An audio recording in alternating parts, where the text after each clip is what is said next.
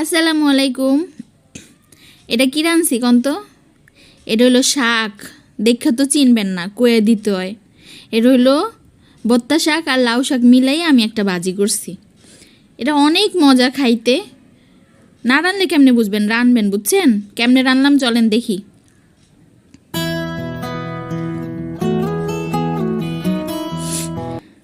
আচ্ছা, বত্তা শাক রান্না করার জন্য আমি এখানে হলো নিছি হলো এগুলো হলো এক আটি লাউ শাক আর এক আটি বত্তা শাক। তো লাউ শাক হলো এক আটিতে তো 4টা ডগা থাকে, সেখান থেকে অর্ধেক নিয়ে কাইটটা ধুইয়া পরিষ্কার করে নিছি। আর এক আটি বত্তা শাক সেটাও আমি সুন্দর করে কাইটটা ধুইয়া পরিষ্কার করে এভাবে করে নিছি। এই তো তো লাউ শাক ধোয়ার একটা সিস্টেম আছে। লাউ শাকগুলো যখন আস্তে আস্তে থাকবে ওই সময় আপনারা সুন্দর মতন পানিতে মানে দুই হাত দিয়া সুন্দর করে ডইলা ধুইয়া ফেলবেন। কুচি কুচি করে ফেলবেন না, ধোয়ার পরে তারপরে কুচি কুচি করে করবেন। আনলে কী হইব কন্ত, এগুলোর মধ্যে অনেক মাটি মুটি থাকে, বালি থাকে, আর বিশেষ করে চুল থাকে। বাইরের থেকে চুল আইসা পড়ে শাকের সঙ্গে, আর জামাই খাইতে বইয়া কয় তোমার মাথার চুল এটার মধ্যে আইসা পড়ছে, খামু না সরাও। বুঝেনি তো মাথাতে চুল পড়লে যে কি বিপদ। আর আমার ঘরে হইলো আমি একলা, আর কেউ নাই যে মিশা কথা কয়ে কুমু যে ওর মাথার চুল, এটারও উপায় নাই, চুপ করে হজম করা লাগে। এই কারণে খুব সাবধানে, আপনার ঘরে যদি মানুষজন থাকে তাহলে তো ফাপড় মাইরা অন্যদিকে ডাইভার্ট করতেই পারবেন, কিন্তু আমার সেটা উপায় নাই, আমি অনেক সাবধানে এগুলা করতে হয়। যাই হোক, আমি এখানে 1 চা চামচ লবণ আর পরিমাণ মতন কাঁচামরিচ দিবেন। আমার মতন আবার এক গাদা দিয়া থুয়েন না। আমার হইলো বাসায় জামাই নেই, বুঝছেন না? মনের মতন আজকে মরিচ দিয়া তারপর রান্না করবো। জামাই থাকলে তো মরিচ দিতে পারি না। হ্যাঁ, সেটি আবার জাল খায় না, নবাবজাদা। যাই হোক, এগুলো হলো মিডিয়াম টু লো ফ্লেমে ডাইকা রাখতে হইব।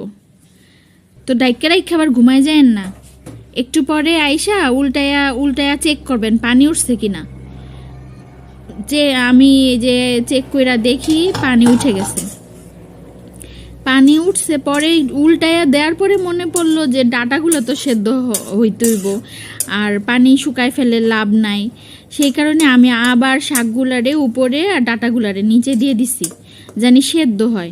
ডাটা যদি আবার কাঁচা থাকে তাহলে তো আবার শাক খাইতে মজা লাগবো না। তো যাই হোক, আমি হইলো ওই লো টু মিডিয়াম ফ্লেমেই আছে, জালকুদা দাউনের কোনো দরকার নাই। ওই নিবাইন্না জালে রানলে সুন্দর মতন হয়ে যাব। তো বেশিক্ষণ আমি চুলায় রাখবো না, বেশিক্ষণ চুলায় রাখলে হইলো শাকের কালার ডিসকালার হয়ে যাবো গা। ওই যে যেমন সবুজ আছে একদম সাদা হয়ে যাব। এই যে আমার লাউ শাকের যে ডাটাগুলো সেদ্ধ হয়ে গেছে, আমি কুচি কুচি করে দিছি দেখেন, তারপরও শাকগুলো মিলে না একটার সঙ্গে আরেকটা, মানে ঝরঝরা হয়ে রয়েছে। আমার আবার ঝরঝরা শাক ভালো লাগে না। এগুলারে এখন খুসুন দিয়া গুতাই একদম ভর্তা বানায় ফেলবো যত দূর সম্ভব, কিন্তু পানিটা পুরোটা শুকানো যাব না। পানি একটু পানি থাকতেই আমি তাড়াতাড়ি করে এগুলার একদম খুচুন দিয়া খুঁচে একদম ইয়ে করে ফেলবো, ভাঙ্গে ফেলবো, যেন ভাজিটা একদম মাখা হয়। তো এই তো ভাঙ্গা যা গুতাইছি। যাই হোক, এবার নামাই ফেলবো। আমি এনে একদম মনের মতন শুকনা মরিচ দিয়ে নিচ্ছি। হাই ফ্লেমে দিবেন চুলাটা এবার, কারণ আর নিবাইন্না জালে রান্নার কোনো দরকার নেই। আমাকে শাক সেদ্ধ হয়ে গেছে। পরিমাণ মতন তেল আর মনের মতন শুকনা মরিচ দিয়ে নিছি। শুকনা মরিচটা আপনারা আপনাদের পছন্দ মতন একটা দিলেও পারেন, 2টা দিলেও পারেন, কোনো সমস্যা নেই। কিন্তু ওই যে কইলাম আজকে আমার জামাই নেই বাসায়, মনের মতন ঝাল দিমু, আর চিলাচিলি করার কেউ নাই, বুঝছেন না? এখানে আমি কিছু রসুন ছেঁচে নিছি, আপনারা কুচেও দিতে পারেন। 1 টেবিল চামচ রসুন, আর এখানে হইলো 2 টেবিল চামচ পরিমাণ পেঁয়াজ। তো শাকের মধ্যে একটু পেঁয়াজ তেল এগুলো একটু বেশি দিলে হলো খাইতে মজা লাগে। কিপটামি কইরা রানলে এই সময় খাইতে সময় মজা লাগবো না, আবার কিপটামি কইরা রানবেন, জিনিস বাঁচাইবেন, কইবেন বেডি রান্তা ভালো হয়নি। আমি যেমনি রানছি অমনি রানবেন, বুঝছেন? তাইলে খাইতে মজা লাগবো, আনলে তো পরে আমারে বদনাম করবেন। তো যাই হোক, বেশি কথা কনের কাম নাই। বেশি কথা কইলে আবার কইবেন বেডিটা বেশি কথা কয়। ও আরেক কথা, আপনারা কইতে পারেন যে একদিন দেখি শুদ্ধ ভাষায় কথা কয়, একদিন দেখি এমনি লোকাল কথা কয় শুরু করছে। কি করবো কন? ভাবছিলাম আমারও তো একটু প্রেস্টিজ কোম্পানি আছে, মানুষেরা তো দেখাইতে হইব। পরে চিন্তা করলাম কেউই দেখে না আমার ভিডিও, একজন দেখে, দুজন দেখে, হ্যাঁ করে আর কি প্রেস্টিজ দেখামো? হ্যাঁ, খুদাই ওই সার্টিফিকেটের মতন যেমন প্যাকেট করে আলমারির মধ্যে দুধ থুয়ে দিছি, এই প্রেস্টিজেরও খুদাই শীতের মধ্যে ঠান্ডা লাগে তো দরকার নাই। যখন দেখি আবার বাপ দেখানের মানুষজন হইব তখন আবার বাইর করে দেখামো। এই কারণে আমার প্রেস্টিজ কোম্পানি আলমারির মধ্যে ঢুকায় থুয়ে দিছি প্যাকেট করে। মানুষজন দেখি একটু আমার ভিডিও কেউ একটু দেখেনি, যদি একটু সাবস্ক্রাইবার বাড়ে তখন না হয় আবার প্রেস্টিজ কোম্পানি বাইর করবো।